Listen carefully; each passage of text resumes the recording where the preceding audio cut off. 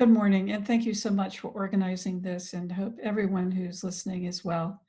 I'm honored to present today on behalf of INCITE at Columbia University, the NYC COVID-19 Oral History Narrative and Memory Archive. The principal investigator on our project is Peter Behrman. I am Mary Marshall Clark, head of the Columbia Center for Oral History Research. Also represented here is Ryan Hagen, Denise Milstein, and Amy Starczewski. This is our interviewing team. We have 30 interviewers, so you're not seeing every single one today. We're drawing from people that we've trained in oral history and sociology master's programs and other people who've been affiliated with our center for many years. Denise Milstein and Ryan Hagen came to Peter Behrman with an idea for this project in mid-April. Our project began in late March. Our project began in late March 2020. We received a RAPID grant from the National Science Foundation that allowed us to get started. We are INCITE, Interdisciplinary Center for Theory and Empirics. We also represent the Center for Oral History Research, the Oral History MA program, Sociology Fellows, and faculty affiliates.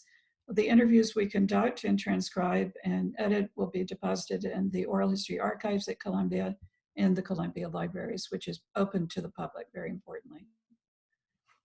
We employ mixed methods design, capturing different modes of self-presentation on behalf of the people we interview, whom we call narrators.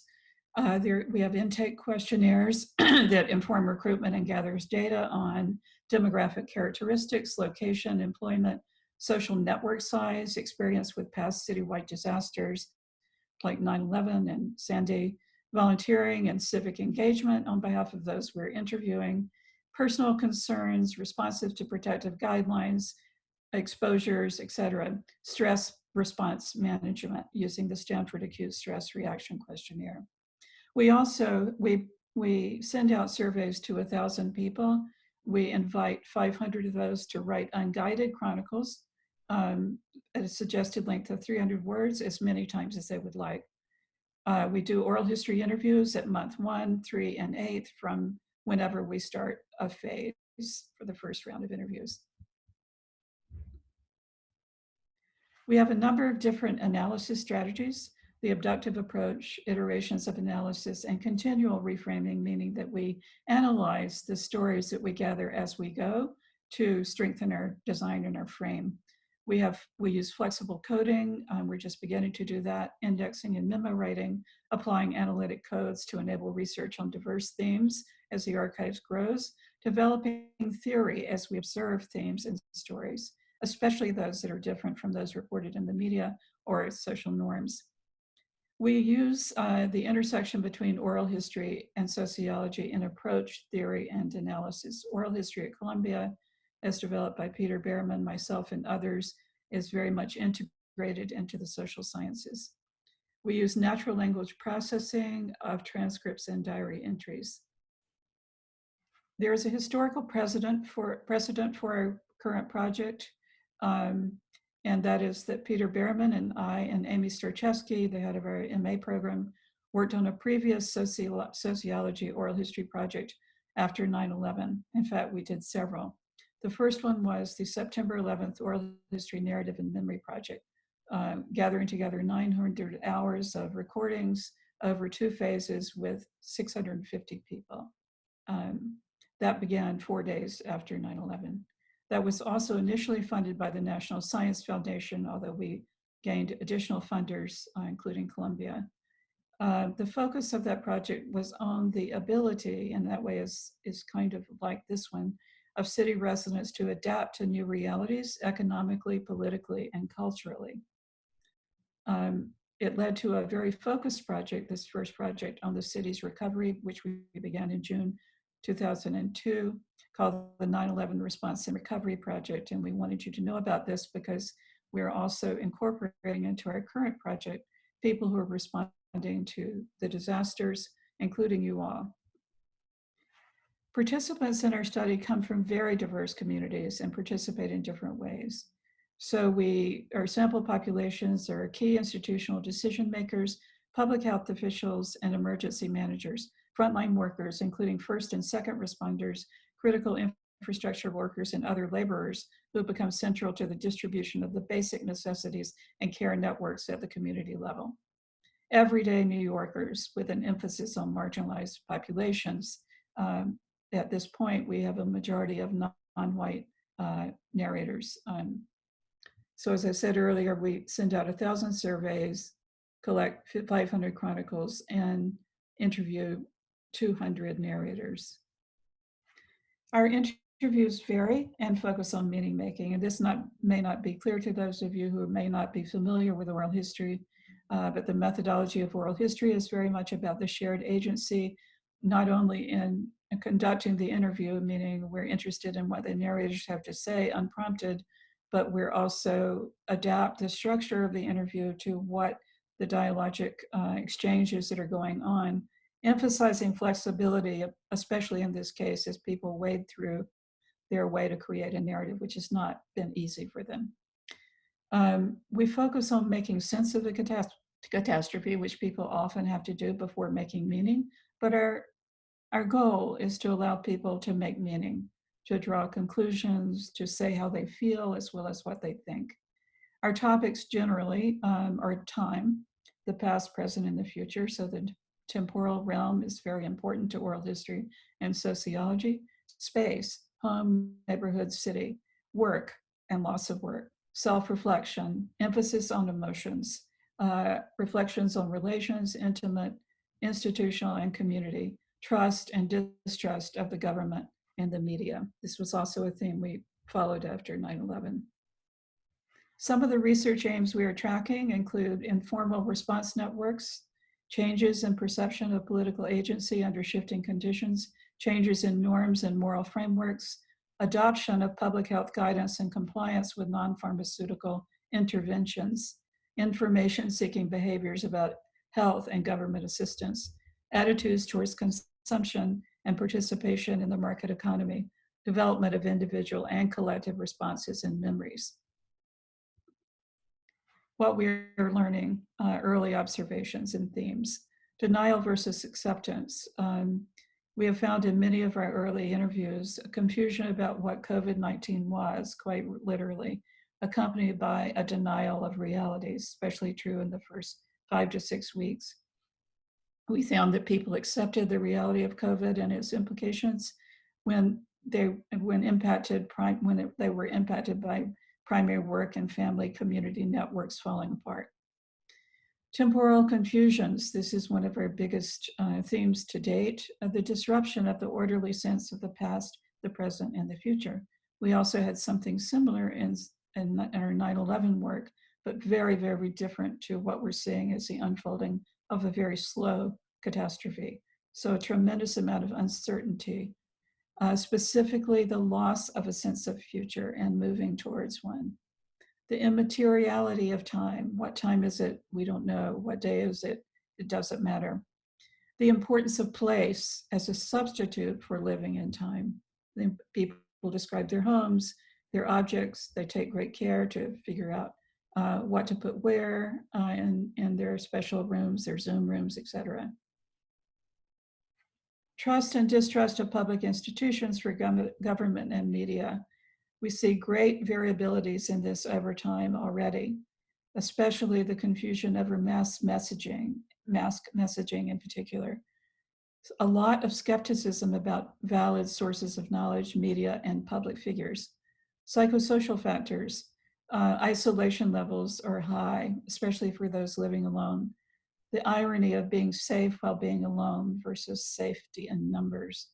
Romance, intimacy, and sexuality under the threat of contagion. Isolation, loss of belonging. Much of the work we do in oral history and sociology, when combined, is to look at themes of belonging and unbelonging in relation of the individual to the social group, the family, etc. Stress among physicians and nurses whom we've interviewed. Deep confusion around the clinical course of the disease in patients. Quote, is like an alien virus injected into the atmosphere, unquote. a person I interviewed talking about the shortages of supplies and personnel described walking to Columbia standing like ants before cyclones. Our open-ended questions. What questions can we ask our respondents that are useful for your research? We want to invite you to consider, if you're in New York City or work in New York City, to be interviewed, to nominate others to be interviewed, but most importantly, to tell us what matters to you. What do we need to track that we're not tracking? What themes and topics and what analyses will help you in future phases of this pandemic and other pandemics? In many ways, we're under the umbrella of a public health disaster, and we see this as a public health study.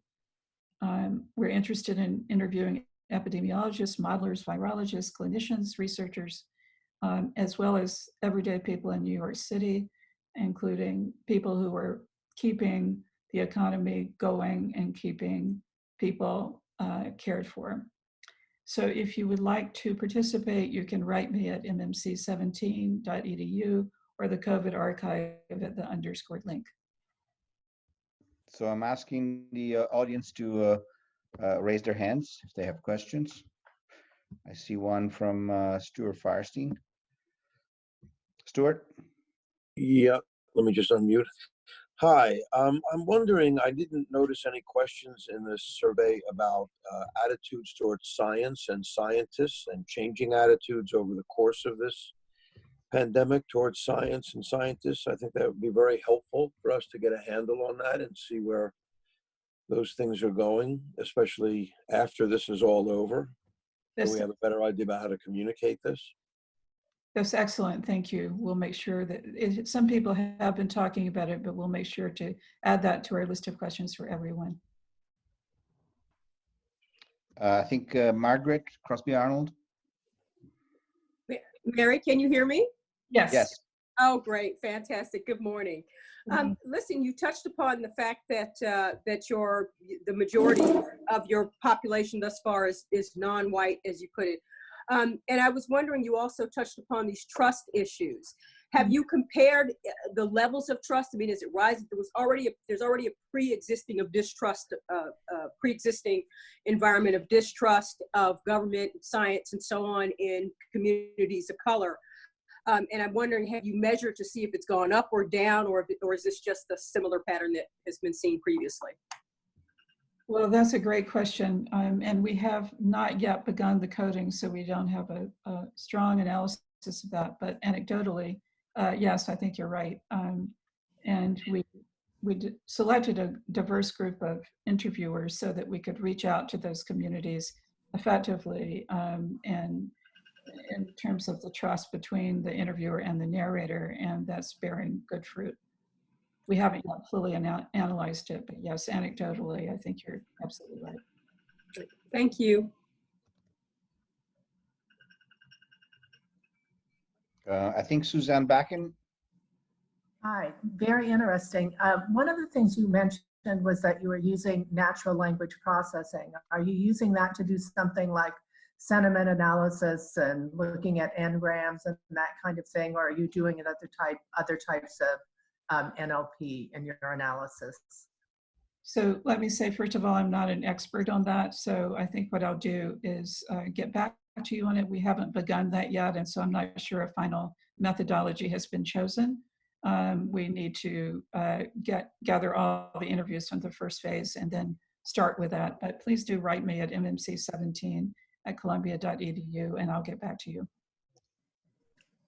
Thank you. And Maria Paula Sutto.